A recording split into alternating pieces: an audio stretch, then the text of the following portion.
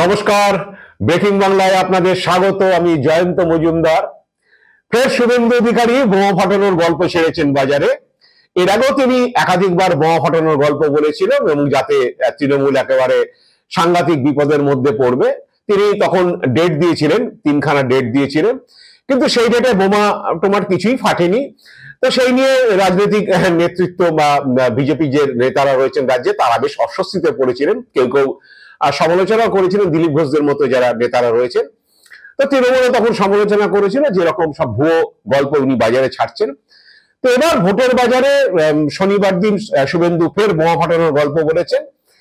মালদায় একটি সভা থেকে শনিবার দিন তিনি বলেছেন যে আগামী সপ্তাহে, মানে আগামী কাল সোমবার থেকে যে সপ্তাহ শুরু হচ্ছে, সেই সপ্তাহ শুরুতে একটা বোমা ফাটবে এবং তাতে তৃণমূল নাকি বেসামাল হয়ে যাবে, কুল কিনারা পাবে না, অপেক্ষা করতে থাকুন, যেই তো এই তৃণমূল শেষ হয়ে যাবে, এই ধরনের তিনি কথাবার্তা বলেছেন।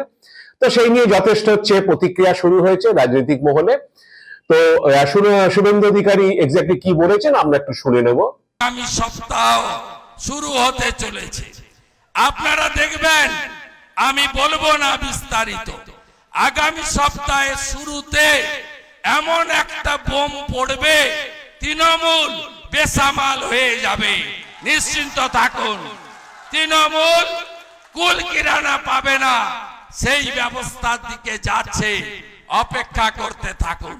তো শুভেন্দুর এই বক্তব্যের পরে স্বাভাবিকভাবেই তৃণমূল মুখপাত্র কুণাল ঘোষ বলেছেন আসলে বেসামাল বিজেপি হয়ে গিয়েছে। কারণ এবারের নির্বাচনে বাংলায় যে ভোট প্রচার চলছে, সেই প্রচারে তৃণমূল যে ইস্যুগুলো তুলে ধরেছিল, মানে কেন্দ্রীয় বঞ্চনার কথা বা তৃণমূলের যে সামাজিক প্রকল্পগুলোর কথা, সেই ইস্যুতেই ভোটটা হচ্ছে। তাই শুভেন্দুরা কুলকিনারা পাচ্ছেন না, না পেয়েই তিনি বাজার গরম করার জন্য এই ধরনের বোমা ফাটানোর কথা বলছেন। তো একইভাবে রবিবার দিনও বালুরঘাটে একটি সভায় মুখ্যমন্ত্রী বলেছেন যে বোমা ফাটানোর গল্প কেউ কেউ বলছেন যে যারা চোরেদের সর্দার, তিনি কারোর নাম করেনি, ডাকাতদের সর্দার ইডি সিবিআই এনআইএ কে দিয়ে গ্রেফতার করেন, আর তারা এখন ওই বোমা ফাটানোর গল্প বলছেন। তো জানি না, তো ফাটাতে যদি হয় কবে ফাটাবে সেটা পরিষ্কার বলে দাও না, এরকম ভাবে তিনি কটাক্ষ করেছেন। বলছি আমি বোমা ফাটাবো, বোমাটা কি মেরে ফেলার বোম? সাহস থাকলে আজই বলো, লুকিয়ে চুপিয়ে কেন? নাটকটা তৈরি করতে আর একটু টাইম লাগছে। বলছি আমি বোমা ফাটাবো, বোমাটা কি মেরে ফেলার বোম? সাহস থাকলে আজই বলো, লুকিয়ে চুপিয়ে কেন? নাটকটা তৈরি করতে আর একটু টাইম লাগছে। তো এখন ব্যাপার যে শুভেন্দু এই কথা বলার পেছনে অনেকেই মনে করছেন যে আসলে বাজারটা খারাপ হয়েছে প্রথম দফার ভোটের পরেই। কারণ প্রথম দফায় যে তিনটি আসনে ভোট হয়েছিল, কুচবিহার, আলিপুরদুয়ার এবং জলপাইগুড়ি, সেই তিনটি আসনেই বিজেপি যেভাবে ভেবেছিল যে ভোটটা হবে সেইভাবে ভোটটা হয়নি। কারণ দুই প্রার্থী কার্যত নিষ্প্রভ ছিল। আরেক প্রার্থীও গত বছর কুচবিহারে নিশীথ প্রামাণিকের যে দাপাদাপি ছিল, সেই দাপাদাপি প্রথম দফার ভোটের দিন 26শে এপ্রিল দেখা যায়নি। একইভাবে অনেকটাই নিষ্প্রভ ছিল মনোজ টিগ্গা, এবং আলিপুরদুয়ারের আগেরবার যিনি সাংসদ হয়েছিলেন সেই জন বার্লা, তিনি কার্যত নিজেকে গৃহবন্দী রেখেছিলেন। জন বার্লার সঙ্গে মনোজ টিগ্গার একটা এবার মনোমালিন্য হয়েছিল, যেহেতু জন বার্লাকে বসিয়ে দিয়ে মনোজ টিগ্গাকে টিকিট দেওয়া হয়েছিল। জন বার্লা সারাদিন গৃহবন্দী ছিলেন, মনোজও খুব একটা দাপাদাপি করেননি, তিনি চুপচাপ ছিলেন সারাদিন, তাকে কিছুটা নিষ্প্রভ দেখিয়েছিল। সেম দেখা গিয়েছে জয়ন্ত রায়কে, তিনি একা একা ঘুরে বেরিয়েছেন, অনেক জায়গায় তাকে টিপ্পণীও সহ্য করতে হয়েছে যে আজকে অনেকদিন বাদে আপনাকে দেখা গিয়েছে। তো এই নির্বাচনটা হয়ে যাওয়ার পরেই যেটা খুব আশ্চর্যজনক হয়েছিল সেটা যে তৃণমূল তিনটি কেন্দ্রতেই বিজয় মিছিল বার করে দিয়েছিল ভোটের শেষে। তখনও ইভিএম যন্ত্র সেটা ইয়েতে পৌঁছায়নি, স্ট্রং রুমে পৌঁছায়নি, তার আগেই তারা যে মিছিল বার করে দিয়েছিল।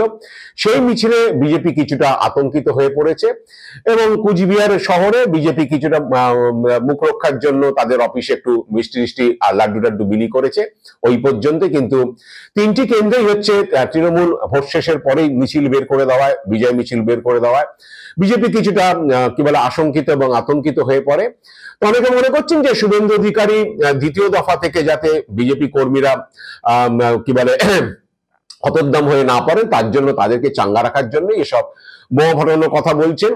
আবার কেউ কেউ বলছেন যে না, সোমবার দিন নিয়োগ দুর্নীতি মামলা, এসএসসি নিয়োগ দুর্নীতি মামলায় রায়দানের কথা ঘোষণা হয়েছে হাইকোর্টে, রায়দান হওয়ার কথা সেদিনকে। সেটাতে হাইকোর্ট এমন কোন যদি রায় দেয় সেক্ষেত্রে তৃণমূল সরকারের বিরুদ্ধে যায়, সেটা এই ভোটের মধ্যে তৃণমূলের কিছুটা একেবারে সমস্যা হতে পারে। এই কারণে এত শুভেন্দু বোমা ফাটানোর কথা বলছেন। আবার কেউ কেউ বলছেন যে নিয়োগ দুর্নীতি মামলায় ধৃত সুজয় কৃষ্ণ ভদ্র ওরফে কাকু, তার যে কণ্ঠস্বর নেওয়া হয়েছিল পরীক্ষা করার জন্য পাঠানো হয়েছিল, তার রিপোর্ট এসে পৌঁছেছে। সেটা সুজয় কৃষ্ণ ভদ্রেরই কণ্ঠস্বর কিনা সেই রিপোর্ট তারা ইডি হাইকোর্টে দিতে পারে, এবং সেক্ষেত্রে ইডি দাবি করতে পারে যে সেই সুজয় কৃষ্ণ ভদ্রের সঙ্গে যাদের কথোপকথন হয়েছে তাদেরও কণ্ঠস্বর তারা নিতে চায়। এই ধরনের কণ্ঠস্বরের নমুনার পরীক্ষা রিপোর্ট ইডির হাতে এসছে, সেটা তারা হাইকোর্টকে জানাতে পারে। তো এইসব নানান চর্চা শুরু হয়েছে। তো এখন যেটা হচ্ছে, অনেকেই এই শুভেন্দুর এই বোমাটার বিষয়টাকে ঢপবাজি বলছেন একটাই কারণে, সেটা হচ্ছে যে 2022 সালে তিনি প্রথমে 12ই ডিসেম্বর, তারপরে 14ই ডিসেম্বর, তারপরে 21শে ডিসেম্বর, পরপর 3টি তারিখ দেন। তিনি বলেছেন যে এমন ধামাকা হবে, মানে একেবারে সরকার পড়ে যাওয়ার মতো একটা অবস্থা হবে। কিন্তু কার্যত দেখা গিয়েছে 12ই ডিসেম্বর, 14ই ডিসেম্বর, 21শে ডিসেম্বর 3টি ডেট চলে গেল, হচ্ছে বোমা কেন একটা কালীপটকা পর্যন্ত ফাটেনি। তার আশা ছিল যে কেন্দ্রীয় এজেন্সিগুলি কোনো নিয়োগ দুর্নীতি মামলাতে কোনো বড় কাউকে গ্রেপ্তার করবে, যাতে হচ্ছে তৃণমূল সরকার খুব বিপদে পড়বে, এই ধরনের একটা আশঙ্কা থেকে হচ্ছে তিনি হয়তো এটা বলেছিলেন, বা একটা আশা থেকে তিনি হয়তো বলেছিলেন যে এই 3টি ডেটের মধ্যে এমন ধামাকা হবে যে তৃণমূল সরকার পড়ে যাবে।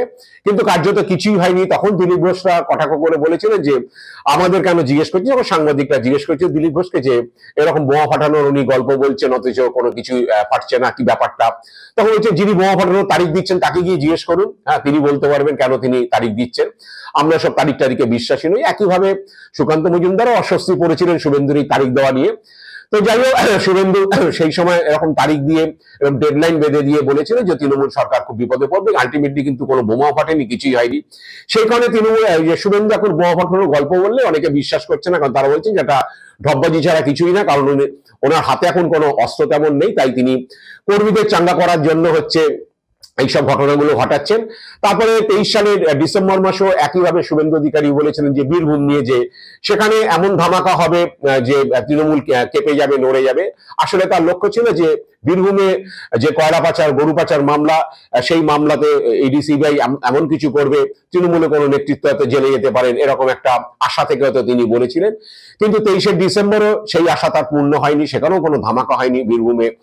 তো এরকম পরপর ডেট দেওয়া এবং ফেল করার পরে এখনই শুভেন্দুর যে বক্তব্য বা বোমা ফাটার যে হুমকি, সেই হুমকিকে নিয়ে অনেকেই তাচ্ছিল্য করছেন, বলছেন যে ওগুলো আসলে ঢপের ব্যাপার, শুভেন্দুর হাতে কিছু নেই। সেই কারণে যেমন তৃণমূল বলেছেন যে এই নির্বাচনে যে ইস্যুগুলো হয়েছে সেই ইস্যুগুলো আসলে তৃণমূল যে ইস্যুগুলো তুলেছে সেই ইস্যুগুলোর উপরই নির্বাচন চলছে, কারণ সেখানে কেন্দ্রীয় বঞ্চনার কথা বলা হচ্ছে, 100 দিনের কাজে টাকা আটকে রাখা, যারা কাজ করে টাকা পায়নি তাদের রাজ্য সরকার তাদেরকে টাকা পেমেন্ট করে দেওয়া, এবং হচ্ছে আবাস যোজনার টাকা অন্যায়ভাবে আটকে রাখা হয়েছে, এইসব ইস্যুগুলো তারা তুলেছে। একইভাবে লক্ষ্মীর ভান্ডার, স্বাস্থ্যসাথীর মতো যে প্রকল্পগুলো, সামাজিক প্রকল্পগুলো, সেই প্রকল্পের প্রচার করছে তৃণমূল। তো তৃণমূলের বক্তব্য হচ্ছে এইসব প্রচার হচ্ছে কার্যত বিজেপি কোণঠাসা হয়ে পড়েছে, বেসামাল হয়ে পড়েছে। শুভেন্দু এখন থই খুঁজে পাচ্ছেন না যে কিভাবে তিনি এটা সামাল দেবেন, এবং জেতা আসনে যেভাবে হচ্ছে ভোটের দিন চিত্র দেখা যাচ্ছে, কারণ হচ্ছে আলিপুরদুয়ার, জলপাইগুড়িতে, আলিপুরদুয়ারে বহু জায়গাতে দেখা গিয়েছে যে বিজেপির এজেন্ট পাওয়া যায়নি। প্রার্থী মনোজ টিগ্গা আলিপুরদুয়ারে বিজেপির, তার যে এলাকার যে বুথ সিঙ্গানিয়া চা বাগানে, সেখানে 4টি বুথে হচ্ছে এজেন্ট ছিল না, তিনি অন্য জায়গা থেকে লোক নিয়ে এসে সেখানে এজেন্ট বসানোর তদবির করেন। তো এইসব ঘটনাতে বোঝা যাচ্ছে যে বিজেপি সাংগঠনিকভাবে অনেকটাই দুর্বল, এবং সেই অবস্থাতে নির্বাচন লড়ছে। জলপাইগুড়িতে বহু জায়গায় ক্যাম্প অফিসে দুপুরবেলা 11টা-12টার পর থেকে বিজেপির কাউকে দেখা যায়নি। সেম একইভাবে কুচবিহারে, যেখানে তৃণমূল আশঙ্কা করেছিল যে দিনহাটা বা শীতলকুচিতে বিজেপি এত বড় গোলমাল পাকাবে, কিন্তু সেটা হয়নি, সম্ভব হয়নি, যে কোনো কারণে তৃণমূলের সেই কর্মীরা যথাযথভাবে সেখানে পাহারা দেওয়াতে। তো এইসব ঘটনাতে জেতা আসনে বিজেপির যে চিত্র প্রথম দফা ভোটে দেখা গিয়েছে, শুভেন্দু তো অ্যাসেসমেন্ট করেছে যে সেখানে তো ভোটটা তাদের সুবিধের হয়নি। তাই দ্বিতীয় দফা ভোট রয়েছে বালুরঘাটে, রায়গঞ্জে, এবং দার্জিলিং এ বালুরঘাট ভোট বিজেপির কাছে এবার বেশ কঠিন, কারণ হচ্ছে সুকান্ত মজুমদার বেশ ভালো প্রতিদ্বন্দ্বীদের মুখে পড়েছেন। তিনি বিপ্লব মিত্রের বিরুদ্ধে কন্টেস্ট করছেন। বিপ্লব মিত্র আর 5টা কেন্দ্রের প্রার্থীদের মতো নন, তিনিও সাংগঠনিকভাবে অনেকটাই তৃণমূলকে সেখানে শক্তিশালী করেছেন। তো এই শুভেন্দু মনে করছেন যে এরকম একটা ধামাকা এইসবের কথা বলে যদি কর্মীদের চাঙ্গা করা যায়, তাহলে যদি দ্বিতীয়বার ভোটে অন্তত রায়গঞ্জে বা দার্জিলিং এ যাই হোক না কেন, যে দার্জিলিং ও বালুরঘাটে বিজেপি কর্মীদের হচ্ছে চাঙ্গা করে রাখা যায়, তাহলে যদি অন্তত সুকান্ত মজুমদার আসনটিকে বার করা যায় বা দার্জিলিং আসনটিকে বার করা যায়। কারণ রায়গঞ্জে তারা অনেকটাই হচ্ছে কার্যত পিছিয়ে রয়েছে এবার। তো দ্বিতীয় দফার ভোটে যাতে 3টি আসনে বিজেপি কর্মীরা চাঙ্গা থাকেন, সেই কারণে হয়তো শুভেন্দু এই ধরনের কথা বলছেন বা এই ধরনের হুমকি টুমকি দিচ্ছেন।